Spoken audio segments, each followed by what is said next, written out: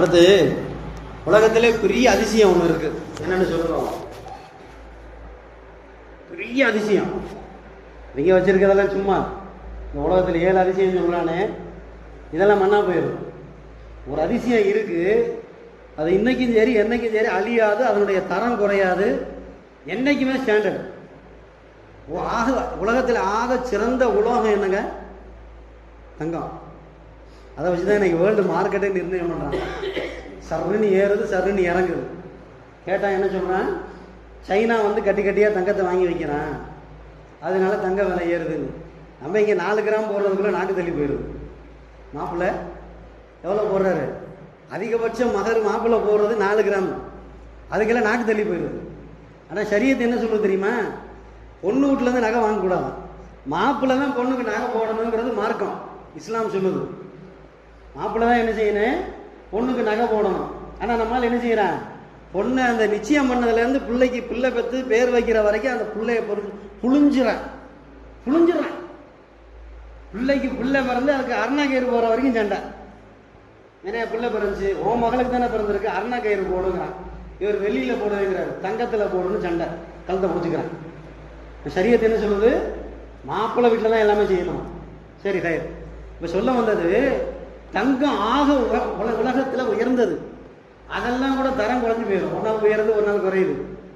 சொல்ல வந்தது என்ன? ஆக பெரிய அதிசயம் என்ன தெரியுமா? யாராவது தெரியும்? கெஸ் பண்ணுங்க. நம்மள்டே இருக்கு, ஆனால் நம்ம யூஸ் பண்றது இல்லை. சொல்லுங்க. நம்மள்கிட்ட இருக்கு, ஆனால் நம்ம உபயோகப்படுத்துறது இல்லை. என்ன சொல்லுங்க? குழு என்ன கொடுக்குறேன்? ஒரு வீட்டில் 3 தடவை அந்த பொருளை யூஸ் பண்ணுறாங்க வாழ்நாளில், லைஃப்பில். ஒன்று புல்லை குரான் ஆரம்பிக்கலை, இன்னொன்று நம்ம வீட்டு பொம்பளை பிள்ளைய கட்டி கொடுக்கல, 3வது நம்ம வீட்டில் யாராவது பெருசு மண்டையை போட்டுருச்சுன்னா அப்பா. தெரியுதா இல்லையா? இன்னும் புரியலையா? சொல்லுங்க. சும்மா நம்ம ப்ராக்டிக்கலாக பேசுகிறதா. இம்மா உமர் அலி எல்லாம் இருந்தாலும் பயான்னா என்னன்னாக்க மக்கள்கிட்ட பதிலை கேட்பாங்க, அதுதான் பயானம். நான் பாட்டுக்கு பேசிக்கிறீங்க, நீங்கள் பாட்டு கேட்டுக்கிட்டு இருக்கீங்கன்னா உங்கள் சிந்தனை பூரா வயக்காட்டில் தான் இருக்கும். நாளைக்கு ஏர் ஓட்டுறதா, உரம் போடுறதா, இல்லை அவன் வந்து கிராஸ் பண்ணானே அவன் இதில் விட்டு ஓட்டிடுவானா, இல்லை மயில் என்ன பண்ணுறது, அணில் என்ன பண்ணுறது, சிந்தனை பூரா அங்கே தான் இருக்கும். உமரெல்லாம் என்ன செய்வாங்க? உங்கள்கிட்ட இருந்து பதில் வரணுமா? என்ன வாழ்க்கையில் 3 தடவை யூஸ் பண்ணுறது என்னங்க சொல்லுங்கள்? பிள்ளை குரான் ஆரம்பிக்கல, என்ன வாங்கி கொடுக்குறோம்? என்னங்க குரான் ஆரம்பிக்கல என்ன வாங்கி கொடுப்போம்? குரானை தாங்க வாங்கி கொடுப்போம். குரான் தான் வாங்கி கொடுக்குறோம். அந்த குரானை நம்ம வாழ்க்கையில் 3 வாட்டி தான் நினைக்கிறோம். பிள்ளை குரான் ஆரம்பிக்கல, பிள்ளைய கட்டி கொடுக்கல, எந்த ஜாமான் போதா இல்லையோ முதல்ல குரானை தூக்கி வைங்க. அந்த பிள்ளை போய் ஓதுதா ஓதலையா அதெல்லாம் அப்புறம். முதல்ல குரான். என் பிள்ளைக்கு 1000 ரூபாய்க்கு குரான் வாங்கி வச்சேன் சீரில், அந்த பிள்ளை குரான் ஓத தெரியுமா? அதுதான் கேள்வி. உன் மகளை கட்டி கொடுக்கும் போது குரானை வாங்கி கொடுத்தியே, அந்த பிள்ளை குரான் ஓதுறத கண்காணிச்சியான்னு நல்லா கேட்பான். அல்லது அந்த பிள்ளைய குரான் ஓத சொல்லி நீ கேட்டியா, அல்லது நீ ஒரு நாள் உட்கார்ந்து ஓதுனியா அந்த பிள்ளைக்கு முன்னாடி? பொம்பளை பிள்ளைய கட்டி கொடுக்குறது இதான் பரலு. தராசு பிடிக்கிறது முக்கியம் இல்லை. அந்த பிள்ளை குரான் ஓத சொல்லி கொடுக்கணும், நானும் அந்த பிள்ளையோட சேர்ந்து உட்காந்து ஓதணும். 3வது எப்போ? வீட்டில் யாராவது பெருசு மண்டையா போடுச்சுன்னா ஒரு நல்ல குரானை வாங்கி பள்ளியாசில் வச்சிருங்க. முடிஞ்சா குரானுடைய கடமை இதெல்லாம் கடமை. நேற்று சொன்னேன் ஒரு வார்த்தை, சொல்லுங்க பார்ப்போம். குரானுக்கு நேற்று ஒரு வார்த்தை சொன்னேன், அவையார் சொன்னதுதான், ஆனால் குரானுக்கு பொருத்தமாக இருக்கும். என்ன சொன்னேன் நேற்று? ஓதாமல் அட சொல்லுங்க. நீங்கள் சொன்னாதாங்க நீங்கள் ஹயாத்தா இருக்கீங்கன்னு அர்த்தம், இங்கே இருக்கேன்னு அர்த்தம். இல்லாட்டி உடம்பு தான் இங்கே இருக்குது, சிந்தனை பூரா கல்லாப்பட்டியில் இருக்குன்னு அர்த்தம். ஓதாமல் ஒரு நாளும் இருக்க வேண்டாம். அந்த குரான் தான் மிகப்பெரிய அதிசயம். என்ன இதை போய் அதிசயங்கிறாரு அப்படின்னு கேட்டா ஒன்று சொல்லுவோம். திருக்குறள்னு ஒன்று இருக்கு. திருக்குறள், திருவள்ளுவர் திருக்குறள் இருக்குல்ல, அதில் எத்தனை பாடல் இருக்கு சொல்லுங்க? 1330. 1330, அதுவும் தமிழில் தான் இருக்கு. அதை மனப்பாடம் பண்ண தமிழ்நாட்டை சேர்ந்தவங்க எத்தனை பேர் இருக்காங்கன்னு பார்த்தா விரல் விட்டு எண்ணிடலாம். ஒரு 100க்குள்ள தான் இருப்பான். அது மனப்பாடம் பண்ணிட்டானா அவனை தூக்கி மேடையில் வச்சு பெரிய பெரிய விருதெல்லாம் கொடுக்குறான். ஏன்னா இவனால் பண்ண முடியல. விருது கொடுக்குறானே, பாராட்டுறான்ல, அவனுக்கு திருக்குறள் தெரியாது, அந்த பிள்ளைக்கு தான் தெரியும். அதனால பாராட்டு விழா நடத்துகிறாங்க. ஆனால் குர்ஆனுடைய வசனம் எத்தனைங்க? வசனம் எத்தனை? சும்மா சும்மா சொல்லுங்க, தெரியாட்டா சொல்லி தரேன். தப்போ ரைட்டா அதெல்லாம் ஒன்றும் பிரச்சனை இல்லை. குர்ஆன் வசனம் எத்தனை? ஆல் 6. கார் நம்பர் வாங்குறாங்க இன்னைக்கு முஸ்லீம்னா 6 6 6 6. கார் நம்பர் 6ல் இருந்தாங்க நம்ம சாவாமல் இருப்போமா? அது புளிய மரத்தில் மோச்சுன்னா மௌத்து தான். குர்ஆன் வசனத்துடைய எண்ணிக்கை எத்தனை? 6666. 1300 பாடல் உள்ள குர்ஆன் திருக்குறளை மனப்பாடம் பண்ண முடியல. ஆனால் 6606 வசனங்கள் உள்ள திருக்குர்ஆனை மனனம் செஞ்ச உலகத்தில் எத்தனை பேர் இருக்காங்க தெரியுமா? பல லட்சம் பேர் இருக்காங்க.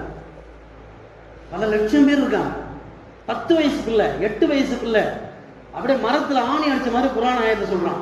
வஜஅல்னா மின் பைனி ஐதீஹிம். இந்த வசனத்தை சொல்லிட்டு இதுக்கு மேல உள்ள வசனம் என்னன்னு கேட்கறாங்க. பட்டுன்னு சொல்றான். அவனுக்கு தெரியுமா? 4 ஜாமான் வாங்கிட்டு வச்சா 3 ஜாமான் வாங்கிட்டு வந்து வேகன்னு முடிக்கிறான்.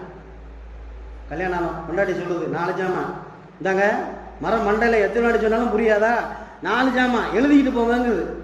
அவர் சொல்றாரு வீராதி வீரபத்ர சூரர், எனக்கு தெரியும் நான் வாங்கிட்டு வந்துடுவேன்னு சொல்லி போறாரு. கடைசியில் 3 வாங்கிட்டு வந்து முடிச்சுக்கிட்டு நிற்கிறாரு. உனைய பற்றி தெரியாதா? உனைய தான் கட்டின நாள்லேருந்து பார்க்குறேனே, நீ இந்த மொழி தான் முடிப்பேன்னு சொல்கிறான். கொண்டாட்டி திட்டு வாங்கிட்டு அசடு வழியே நிற்கிறாரு. இது எல்லா வீட்லையும் நடக்கும். அப்போ 6666 வசனங்களை சின்ன சின்ன பிள்ளைய முதற்கொண்டு மனப்பாடுது. இதை விட பெரிய அதிசயம் என்னன்னா, பிறந்ததுல இருந்தே பார்வை இல்லாதவங்க மனப்பாட மாட்டான். கண்ணு தெரியாத ஆபீஸாக்கள் எத்தனை பேர் சுபஹானல்லாஹ். கண்ணு தெரியாதவங்க திருக்குர்ஆனை மனப்பாடம் பண்ணி அச்சர சுத்தமா ஒரு அச்சரம் மாறாம சொல்றாங்க. இப்போ நம்மள எவ்வளோ குர்ஆன் ஓதி இருக்கோம், எத்தனை பேர் எவ்வளோ மனப்பாடம் இருக்குன்னு கேட்டால் அஜித் அதை மட்டும் கேட்காதீங்க. அதை மட்டும் திரும்ப திரும்ப நீங்கள் கேட்குறீங்க. இதனால எனக்கு வர்றதுக்கு சங்கடமாக இருக்குது. ஒருத்தர் சொல்கிறார், நீ திரும்ப குர்ஆனில் எவ்வளோ மனப்பாடம் பண்ணிருக்கியா, என்ன ஓதி இருக்கியான்னு கேட்டுக்கிட்டே இருக்கிய, இதனால வர்றதுக்கே எனக்கு சங்கடமாக இருக்குது. புர்கா போட்டு வரலாமான்னு கேட்குறாரு ஒருத்தர். புர்கா போட்டு நான் எனக்காக கேட்குறேன். யாருடைய மனதில் ரசூலா சொல்கிறாங்க, யாருடைய மனதில் திருக்குர்ஆனிலிருந்து எந்த பகுதியும் மனனம் இல்லையோ, ரசூலுல்லாஹ்வுடைய வார்த்தை கல் பைத்தில் ஹர்ப், அவருடைய உள்ளம் பாலடைஞ்ச வீடு மாதிரி. பாம்பு செயலு குர்ஆன்ல இருக்கும்ல, அந்த மாதிரிங்கிறாங்க ரசூலுல்லாஹ். நம்ம உள்ளத்தில் எவ்வளோ குர்ஆன் இருக்குது, அந்த குர்ஆனுக்காக நம்ம எவ்வளோ செலவழிக்கிறோம், அதை எவ்வளோ நேரம் சிந்திக்கிறோம் அப்படின்னு ஒவ்வொருத்தரும் யோசிக்கிற வேண்டியது. இந்த குர்ஆனுடைய விஷயம் இன்ஷால்லா நாளைக்கும் தொடரும். குர்ஆனுடைய விஷயம் இது நிறைய விஷயம் இருக்குது சொல்கிறது, அதான் பெரிய அதிசயம்னு சொன்னேன். நாளைக்கு இன்ஷால்லா பார்ப்போம். திருக்குர்ஆனை ஓதி விளங்கி அமல் செய்யக்கூடிய பாக்கியத்தை அல்லாஹ் நம்ம எல்லோருக்கும் தருவானாக. ஆமீன். அல்ஹம்துலில்லாஹி ரப்பில் ஆலமீன். அல்லாஹும்ம ஸல்லி அலா சய்யிதினா முஹம்மதின் وعلى آل سيدنا محمد وبارك وسلم عليه. اللهم اغفر لنا ذنوبنا خطايانا كلها يا رب العالمين. ربنا تقبل منا ما كان صالحا واصلح لنا ما كان فاسدا. ربنا آتنا في الدنيا حسنة وفي الآخرة حسنة وقنا عذاب النار. صلى الله وسلم على سيدنا محمد وعلى آله وصحبه أجمعين والحمد لله رب العالمين. صلى الله على محمد صلى الله عليه وسلم. صلى الله على محمد صلى الله عليه وسلم. صلى الله على محمد يا رب صل عليه وسلم. السلام عليكم ورحمة الله وبركاته.